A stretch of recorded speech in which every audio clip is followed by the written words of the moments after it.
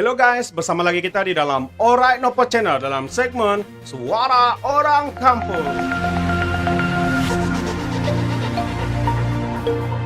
Alright guys, so sebelum kita teruskan, jangan lupa tekan butang subscribe, like, dan share.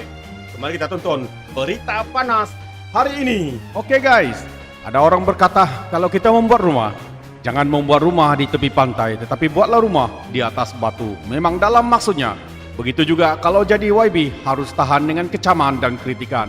Inilah yang berlaku kepada seorang YB ahli parlimen. Selepas teruk dikritik dan dikecam, beliau mengeluarkan satu kenyataan pedas dan berkata seperti ini: kalau tidak suka dengan kerajaan, silah letak jawatan. Ramai netizen di luar sana terkejut dengan kenyataan ini dan menganggap tindakan ini sebagai tindakan terdesak dan tidak menghormati pendapat orang lain. Dan disebabkan tindakan ini, kerajaan PN dan Muhyiddin dikatakan menerima berita buruk yang mungkin memberi kesan negatif kepada pentadbiran yang diakui oleh YB ini sebagai kerajaan tebuk atap. Apapun, mari kita lanjut berita seterusnya. 15 hari bulan Mei 2021, kerajaan PN semakin tidak populer di kalangan penjawat awam. Perkhidmatan awam negara profesional dan tidak berpolitik, kata sebuah kumpulan bekas pegawai tinggi kerajaan.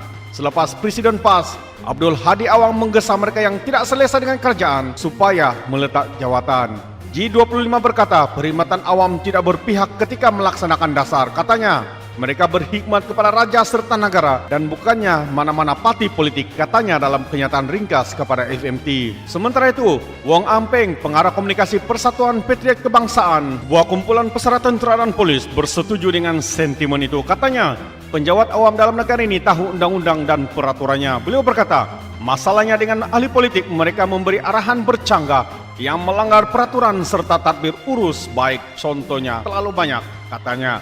Walaupun individu yang tunduk kepada hasrat ahli politik secara umumnya, prestasi perkhidmatan awam patut dipuji, walaupun masih ada banyak ruang untuk penambahbaikan. Wong berkata, jika penjawat awam tidak tunduk kepada hasrat menteri, maka ahli politik berhak dilayan sedemikian. Katanya lagi, ahli politik yang tidak mampu melakukan tugasnya dalam kedudukan tertentu perlu meletak jawatan, bukannya penjawat awam, katanya ketika dihubungi. Sila berikan komen Anda. Beliau berkata tidak timbul soal penjawat awam tidak menyokong dasar kerajaan atau gabungan pemerintah semasa. Tiada persoalan mengenai kepercayaan mereka. Isnin lalu, Hadi dilaporkan berkata penjawat awam perlu meletak jawatan jika mereka tidak selesa dengan gabungan pemerintah semasa yang bukan daripada parti disokong mereka. Hupex berkata, kerajaan tidak patut meragui penjawat awam yang tetap profesional dalam tugas mereka tanpa mengambil kira parti politik mana yang berkuasa.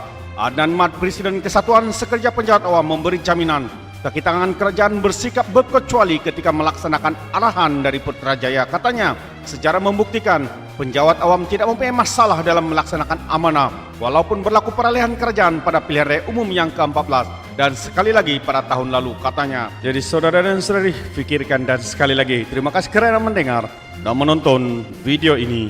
Sebelum saya mengundurkan diri seperti biasa, peribahasa mengatakan, tapapun kangkap, dua tahun keinginan. Sekian, bye-bye.